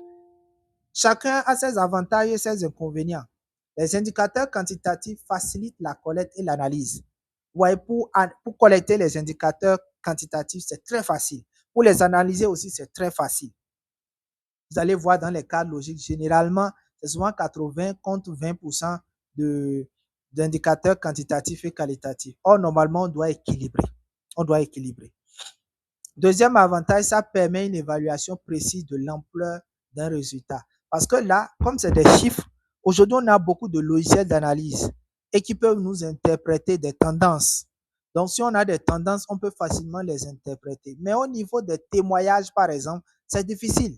Il faut prendre plusieurs témoignages, il faut les trianguler, il faut mettre à profit l'expérience, l'expertise pour pouvoir ressortir vraiment ce qui en est et maintenant les grandes conclusions qu'il faut tirer. Les avantages au niveau des indicateurs qualitatifs, c'est que ça fournit des informations détaillées sur l'impact et la qualité des activités. Ça capture aussi les aspects importants, mais souvent peuvent négliger les données numériques. Les inconvénients des indicateurs quantitatifs, c'est que ça ne mesure pas la qualité ou l'impact réel. Et ça ne vous permet pas, ça peut être réducteur du moins si on les utilise seuls. Donc, il faut toujours combiner avec les indicateurs qualitatifs. L'inconvénient des indicateurs qualitatifs, c'est difficile à mesurer et à analyser de manière objective. Et ça nécessite souvent des méthodes qualitatives de collecte de données comme des entretiens, des groupes de soutien, des focus group, etc., etc. Donc, voilà ce qu'il faut retenir au niveau des indicateurs quantitatifs et les indicateurs qualitatifs. Les deux doivent être pris en compte. Il ne faut pas prendre trop de tendance au niveau des quantitatifs et laisser les qualitatifs. On va voir un peu plus loin comment on calcule les indicateurs, tout ça là. On va voir. Maintenant, le cadre logique, on l'a défini un peu plus loin. Voilà ce que j'expliquais en disant la logique d'intervention de projet. Vous allez voir, il y a une flèche qui quitte des activités aux résultats, des résultats aux objectifs, des objectifs spécifiques aux objectifs globaux. J'ai l'habitude de dire, ce n'est pas le fait de formuler les activités, le fait de formuler les résultats, le fait de formuler les objectifs spécifiques et les objectifs globaux qui nous fait dire que nous avons une logique d'intervention. Non. Non. Quand vous faites comme ceci, vous avez une intervention et non une logique d'intervention. Suivez-moi très bien. Quand vous formulez juste chaque niveau, vous avez une intervention. Pour avoir une logique d'intervention, il faut créer un lien de causalité ou bien un lien de cause à effet entre les activités et les résultats, entre les résultats et les objectifs, entre les objectifs spécifiques et les objectifs globaux. Le lien de causalité veut dire quoi? Est-ce que l'ensemble des activités formulées, en les réalisant en l'état, est-ce qu'on peut voir clairement les résultats qu'on a formulés? Si oui, il y a un lien de cause à effet entre les activités et les résultats. Est-ce que les résultats ainsi formulés, en les atteignant, ça nous permet de pouvoir dire oui, ces objectifs spécifiques-là sont atteints? Si oui, il y a un lien de cause à effet entre les résultats et les objectifs spécifiques, ainsi de suite jusqu'à l'objectif général. C'est ça qu'on appelle la logique d'intervention du projet. Donc, pour élaborer un cadre logique, c'est la première colonne qu'il faut d'abord élaborer ça. Si vous ratez cette partie, c'est que vous avez tout raté. Donc, il faut veiller vraiment à ça. Donc, un cadre logique est généralement organisé autour de 4 niveaux. Donc, les activités, les résultats, les objectifs et puis maintenant l'objectif spécifique, et puis maintenant les objectifs généraux. Maintenant, il y a souvent ce qu'on appelle les produits. Vous allez entendre, on va vous parler de input, output, outcome, etc. Les inputs, ce sont généralement les activités, les outputs sont les résultats, les outcomes sont les objectifs spécifiques. Donc, la logique d'intervention du projet se présente de manière verticale. Quand vous regardez dans le schéma qui est là, vous avez la logique d'intervention, vous avez les indicateurs objectivement vérifiables, les sources de vérification et puis les hypothèses. Vous allez voir, j'ai numéroté, c'est l'ordre, l'objectif global, les objectifs spécifiques, les résultats et puis maintenant les activités. Et quand on vient à 5, ça veut dire quoi? Ici, c'est la colonne des hypothèses. Il faut que les hypothèses soient remplies ou bien les conditions préalables soient remplies avant qu'on atteigne les résultats. Il faut que les conditions ou bien les hypothèses soient remplies avant qu'on atteigne les objectifs spécifiques. Il faut que les conditions et les hypothèses soient remplies avant qu'on ne puisse atteindre l'objectif général. Et ici, il n'y a rien, donc puisqu'il n'y a plus un autre niveau. C'est pour cela qu'on dit que l'objectif global n'a pas besoin d'hypothèses ni de conditions, ce qui explique le décalage. Donc, quand vous finissez cette partie, vous allez maintenant formuler les indicateurs objectivement vérifiables. Vous allez préciser maintenant les sources de vérification. Donc, voilà un tout petit cas des étapes à suivre pour pouvoir élaborer un cadre logique. Pour élaborer un cadre logique, c'est 5 étapes. Premièrement, il faut identifier le problème, c'est-à-dire élaborer ce qu'on appelle l'arbre de problème, hiérarchiser maintenant les problèmes, transformer les problèmes en objectifs, formuler la logique d'intervention et puis maintenant formuler le reste. On fait ce petit cas-là et on va s'arrêter, vous allez poser des questions. C'est un cas où il est question de problèmes sanitaires dans la commune de Asie. C'est une commune qui n'existe pas, c'est une commune fictive. Et ici, le nombre de problèmes que nous avons, on a le nombre de puits d'eau insuffisants, la morbidité infantile, l'accès à l'eau et à l'assainissement insuffisant, pas de latrine, problème de compétences pour la gestion des ouvrages existants. On a dit la première étape, c'est l'identification des problèmes. On a identifié des problèmes. Donc maintenant, on va construire l'arbre de problèmes. Voilà l'arbre de problèmes qui est construit. Le problème central, c'est la morbidité. Nous avons les sous-causes, nous avons les causes et puis les sous-causes. Ensuite, la troisième étape, nous allons transformer l'arbre de problèmes en objectif. Pour pouvoir régler la morbidité infantile, c'est qu'il faut transformer ça en objectif. J'ai sauté une étape qu'on appelle l'arbre de solution ainsi défini. C'est ça que d'autres appellent encore l'arbre à objectif. Donc, nous avons contribué à améliorer la santé chez les enfants moins de 5 ans. Au problème accès à l'eau et l'assainissement insuffisant, on va améliorer l'accès à l'eau et à l'assainissement. Au niveau du problème de compétences pour la gestion des ouvrages, on va former les gens pour qu'ils aient les compétences en gestion, donc les compétences de gestion renforcées. Au niveau du nombre de points d'eau insuffisants, on va augmenter le taux, on va améliorer le taux d'accès et enfin, là où il n'y a pas de latrine, on va augmenter le taux d'accès à l'assainissement ou bien améliorer le taux d'accès à l'assainissement. Maintenant, on va hiérarchiser les problèmes. Ici, on a les activités. On va plutôt définir notre logique d'intervention, je vous l'ai dit. Donc ici, nous avons les activités que nous avons listées. Ensuite, nous avons les résultats. Ensuite, nous avons les objectifs et nous avons l'objectif global. Donc, est-ce que nous allons voir un taux d'accès à l'eau amélioré? Pour améliorer du moins le taux d'accès à l'eau, on va réaliser les études géophysiques, on va réaliser des forages et puis construire X réseau d'eau potable. Donc, voilà ce qu'il faut faire, les activités qu'il faut mener pour atteindre chaque résultat. Donc là, nous avons la logique d'intervention du projet, ce qui nous permet maintenant de construire notre cadre logique. Voilà ce qu'on appelle le cadre logique.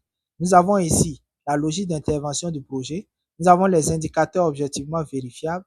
Nous avons les sources et moyens de vérification. Nous avons les hypothèses. Je vais prendre un. Résultat 2, par exemple. Un taux d'accès à l'assainissement amélioré. Les indicateurs, le nombre de ménages ayant construit des fosses étanches, le nombre de foyers sensibilisés à l'assainissement. Voilà les indicateurs. Ici, qu'est-ce qui va nous permettre à la fin de dire que oui, ce résultat atteint?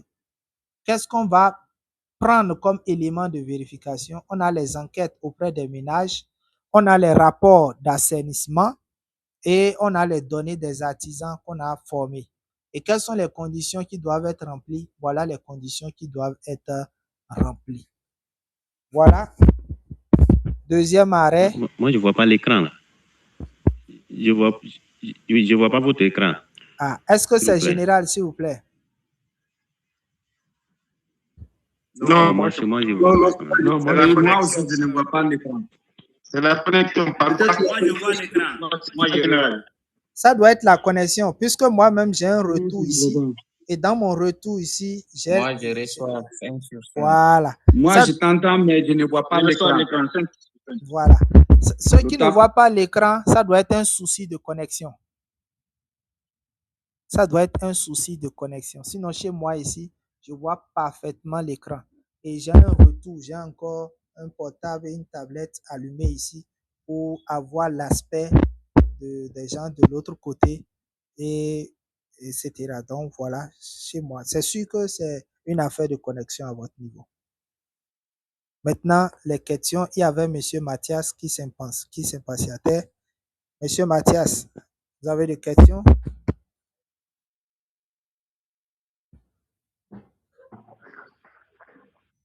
Oui, j'ai des questions, mais pas une question en tant que telle, j'y arrive. Vous avez formulé deux objectifs. Je suis en train de voir. Bon, là, vous avez formulé vous parlez de 50 et sensibiliser 50 000 personnes sur en 3 mois, sur quelque chose là. C'est là? Je n'ai pas fini de noter. Oui. Et ici, si vous venez sur cette formulation. Je suis là actuellement. Ce que vous dites oui, et si ce que vous dites est intéressant, je n'ai pas pu noter clairement. C'est ça que c'est sensibiliser 5 000 personnes. C'est ça, non? Oui, c'est ça. Sur les dangers de la consommation. Bien, ce que moi je voulais savoir, oui. Est-ce que vous pouvez nous aider à formuler les objectifs, les indicateurs, c'est quoi encore? Bon, vous avez dit, si c'est une question, je vois que c'est pratique, quoi. Donc, vous avez oui, ne vous inquiétez pas, Monsieur Mathias. Monsieur Mathias, oui. Ne vous inquiétez pas pour ça. Oui. J'ai dit demain, c'est journée exercice. Oui. Donc, j'ai dit que demain, c'est par là on reprend. Je suis d'accord qu'actuellement, vous ne pouvez pas tout maîtriser. C'est pour cela que je disais, quand on va finir, je vais mettre la vidéo sur YouTube. En journée, vous allez encore réécouter le cours posément. Et demain, on commence par les exercices avant de poursuivre le cours. Mais pour réécouter, oui.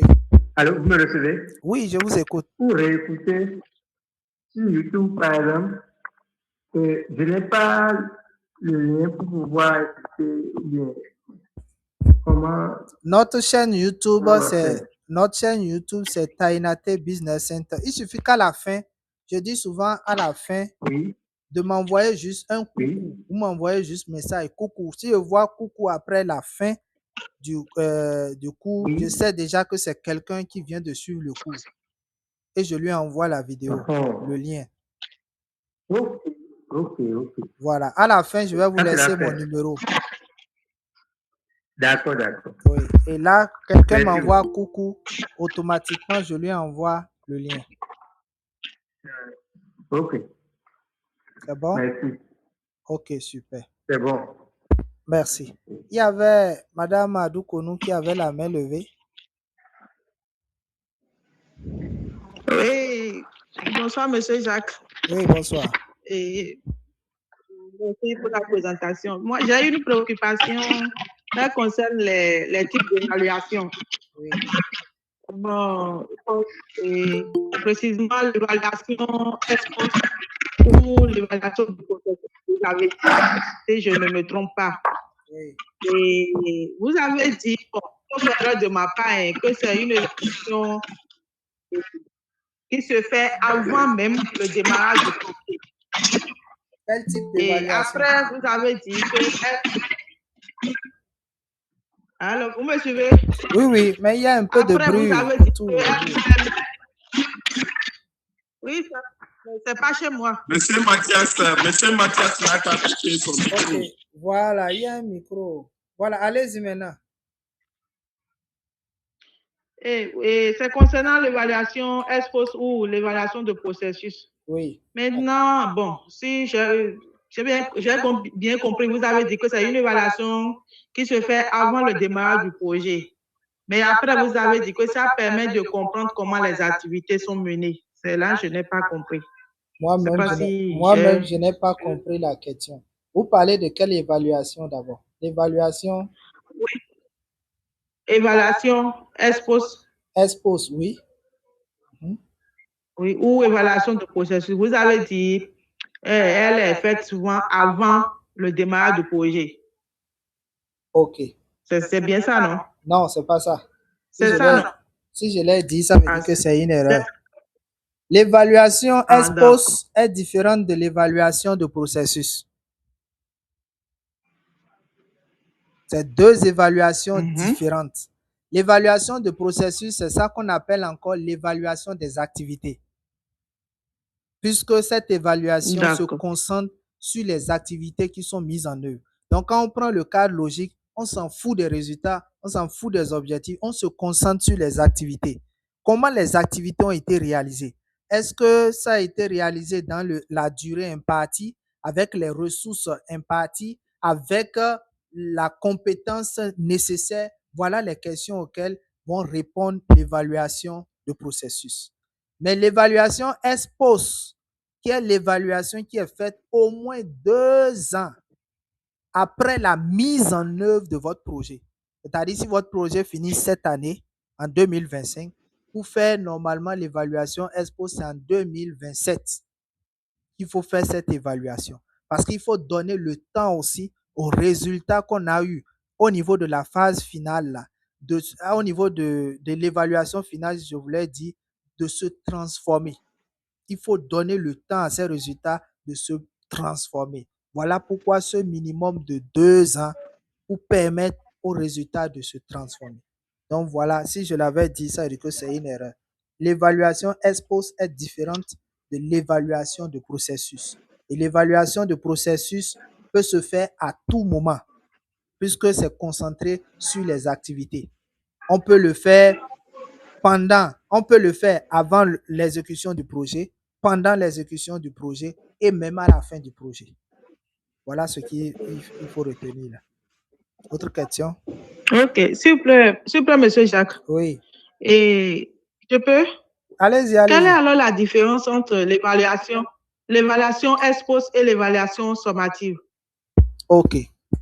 L'évaluation sommative, c'est ça qu'on appelle encore l'évaluation finale. C'est une évaluation qui se fait à la fin du projet. C'est ça que vous allez entendre, évaluation finale du projet. C'est ça qu'on appelle l'évaluation sommative. L'évaluation formative, c'est ça qu'on appelle l'évaluation à mi-parcours. Ça se fait généralement au milieu de la durée d'exécution du projet. Si c'est un projet, par exemple, de 5 ans, ça va se faire entre la 2e et la 3e année. Mais si c'est une évaluation sommative, c'est une évaluation qui se fait à la fin. C'est comme au collège ou bien c'est au primaire, on fait ça là. Vous allez voir que les évaluations formatives se font au début de l'apprentissage. Mais l'évaluation sommative se fait à la fin de l'apprentissage. C'est la même chose en matière de gestion de projet. D'accord, merci. C'est moi.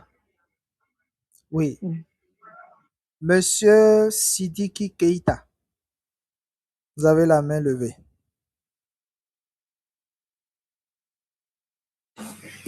Ok. Bonsoir, monsieur. Oui, bonsoir. Presque ma question a été répondue à moitié quand même, je crois bien. Moi, ma question, c'était de savoir, en faisant les enquêtes CAP, parce que les enquêtes CAP, le plus souvent, on peut le faire même avant la mise en œuvre du projet, ou pendant même le projet, ou après le projet. Dans ce cas-là, comment on peut classer les enquêtes CAP en fonction à l'atteinte des résultats d'un projet? Bon, il faut dire que les enquêtes n'ont pas de moment. C'est ce qu'il faut préciser. Il n'y a pas un moment précis pour faire des enquêtes. Tant qu'il y a évaluation, c'est qu'il y a enquête. Même à l'étude de référence, on peut faire des enquêtes. À l'évaluation à mi-parcours, on peut faire des enquêtes. À l'évaluation sommative ou bien finale, on peut faire des enquêtes. À l'évaluation ex-post, on peut faire des enquêtes. Il n'y a pas un moment dans le domaine de projet où il faut faire des enquêtes. C'est ce qu'il faut retenir. Donc, il n'y a pas, je ne peux pas vous dire que c'est à tel moment il faut faire l'enquête, c'est à tel moment il ne faut pas faire l'enquête. Déjà, l'enquête, c'est déjà un outil qu'on utilise en matière d'évaluation. Par exemple, si vous avez fait un formulaire que vous avez déployé avec des questions qui ont lien avec les critères d'évaluation, les données que vous allez collecter, ça peut être comme par des enquêtes, ça peut être par des entretiens directs ou bien ça peut être comme par des focus group. Donc, des enquêtes sont des outils qu'on utilise pour collecter suffisamment de données qu'on va analyser après, interpréter pour pouvoir dire des conclusions et faire maintenant des recommandations. C'est ce que je peux dire par rapport à votre question, M. Sidiki. Il y a autre question, M. Sidiki? Non, c'est bon, merci beaucoup. Ok. Monsieur Mathias a toujours la main levée. Je ne sais pas si c'est une ancienne main ou bien si c'est une nouvelle main. Oui, c'est une ancienne main. Ok, merci.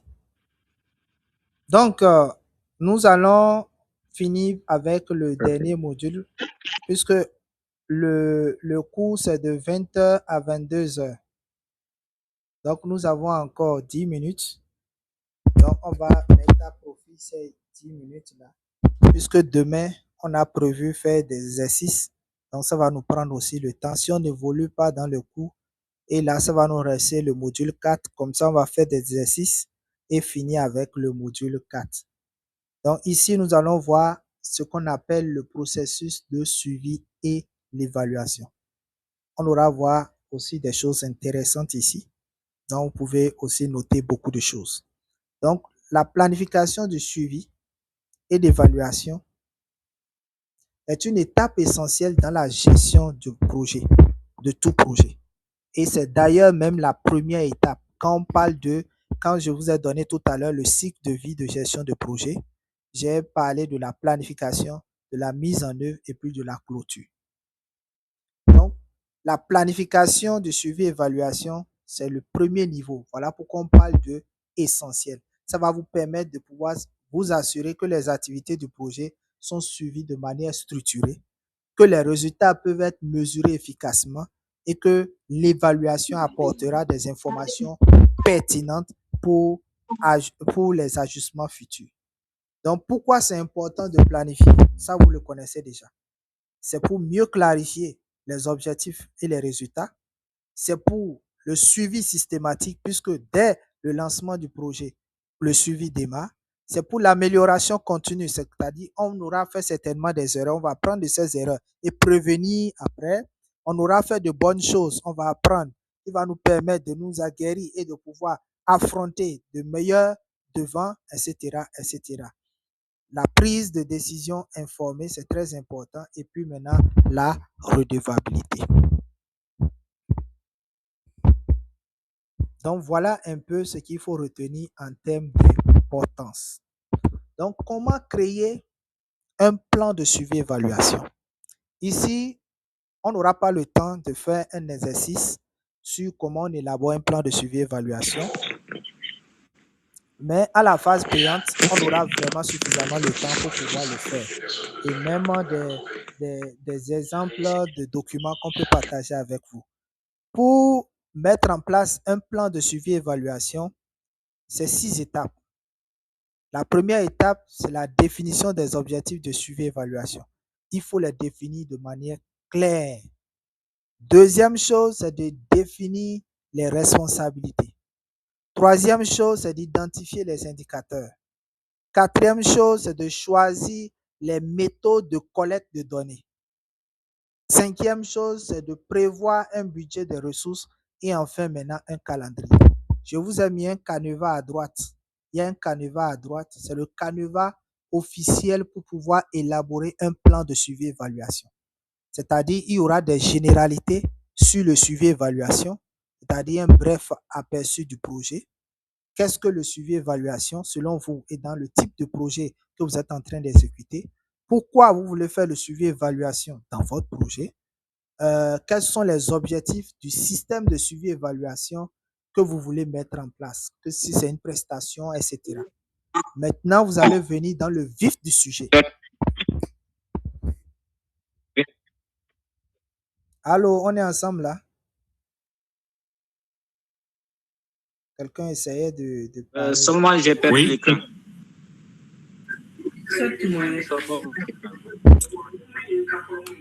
Chez moi, l'écran est bien affiché. Je ne vois pas l'écran. Voilà, ça doit être un souci de connexion à votre niveau.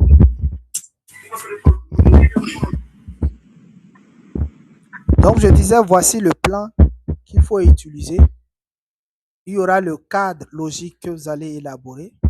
Il y aura le dispositif de suivi et évaluation et leur rôle. Il y aura les indicateurs du dispositif de suivi et évaluation. Il y aura les outils de suivi et évaluation. Et puis maintenant, le calendrier de collecte ou bien la matrice de suivi et évaluation.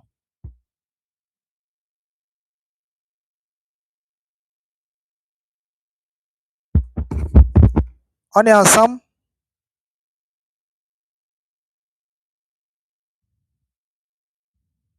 Apparemment, même chez moi aussi, c'est comme si même chez moi aussi la connexion. Oui, on est là. Oui, nous sommes ensemble. Ok. Peut-être l'équipe a un problème. Nous sommes ensemble. Ok, super. Donc, voilà ce qu'on appelle la matrice de suivi et évaluation. Voilà. Donc, voilà ce qu'on appelle la matrice de suivi et évaluation. Donc, on a le modèle simplifié et puis le modèle détaillé. Donc, dans les exercices, on va voir les deux. Le modèle simplifié et le modèle détaillé.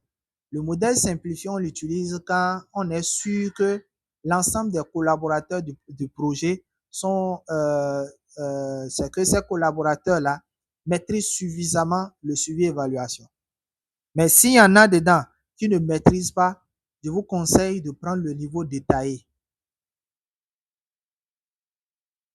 Si vous prenez le niveau détaillé, ça va arranger. Mais si vous prenez le niveau simplifié et que dans l'équipe, les gens n'ont pas le niveau nécessaire, c'est que vous allez créer plus de problèmes qu'il en faut.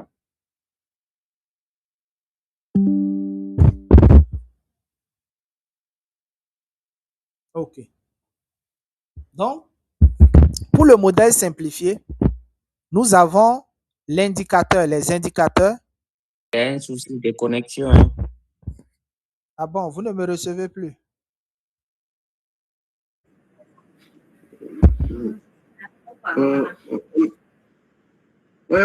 Oui, c'est pareil. Ça grisonne. Oui, c'est comme à mon retour ici. Au niveau de mon retour ici, c'est pareil. J'ai des difficultés vraiment à vous entendre. J'ai des difficultés à vous entendre. Bon, si la connexion va nous embêter, on va s'arrêter là. C'est inutile de faire le cours. C'est le problème de connexion. Hein. Inutile de faire le cours alors que les gens n'entendent pas. On va s'arrêter là. Il ne restait que 5 minutes. Là, demain, espérons qu'on ait une bonne connexion. On va mieux démarrer le module 3, mais en faisant nos exercices d'abord. je tiens aux exercices là. Chacun de vous doit maîtriser comment on formule les indicateurs de performance, les objectifs SMART, etc. Donc, c'est par là on va commencer. Demain, on ne va pas attendre les gens. À 20h00, ceux qui seront là, on va démarrer avec eux. Donc, voilà un peu ce qu'on va faire. Je propose qu'on arrête. Même moi aussi, au niveau de mon retour, je ne m'entends plus bien. Donc, la connexion est générale. On peut s'accorder comme ça?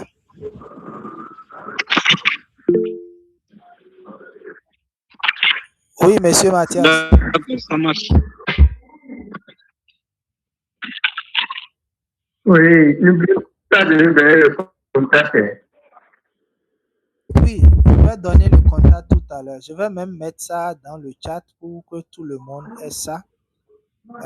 Vous envoyez juste coucou par WhatsApp. Je vais mettre mon numéro, voilà.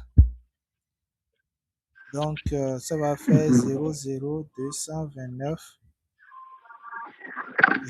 01 66 51 82 26. J'ai mis le code pour ceux qui ne sont pas au Bénin.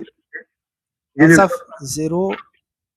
66 51 82 26. 01 66 51 82 26. Vous ne voyez pas mon écran? On ne voit pas l'écran, on ne voit pas l'écriture. Ah, c'est compliqué. C'est tellement... On ne voit plus, hein, on ne voit plus. Mais normalement, la publicité qui vous a invité à cette séance, il y a mon numéro dessus. Complètement en bas, vous allez voir un numéro là. 01 66 51 82 26. C'est mon numéro. Si vous faites attention à l'annonce qui vous a invité, vous verrez ça là-bas. Je vous ai compris. Veuillez enlever le curseur sur le numéro. Parce que moi, je vois le numéro, mais la fin là, je ne vois pas. D'accord, c'est bon. Je vais même lancer. C'est bon? Oh, oui, c'est bon. Voilà. Donc, ça fait 01 66 51 82 26. Donc, pour ceux qui sont hors du Bénin, vous ajoutez plus 229. Donc, c'est un numéro WhatsApp. On va s'arrêter là pour aujourd'hui parce que la partie qu'on voulait entamer est très importante. On aura à voir beaucoup de choses là. Donc, demain, on n'a pas droit à être en retard. On doit vraiment être à l'heure pour pouvoir prendre 30 bonnes minutes pour faire des exercices et le reste du temps, on va revenir sur le cours et après faire encore d'autres exercices. Donc, on n'a que demain pour finir la phase gratuite. Donc, si le temps nous manquait, ça veut dire qu'on ne pourra plus continuer. Il n'y a que ceux-là qui vont passer à la phase payante. C'est avec eux qu'on pourra poursuivre maintenant le jeudi, je crois. C'est bon? Est-ce qu'on peut vivre avec, s'il vous plaît?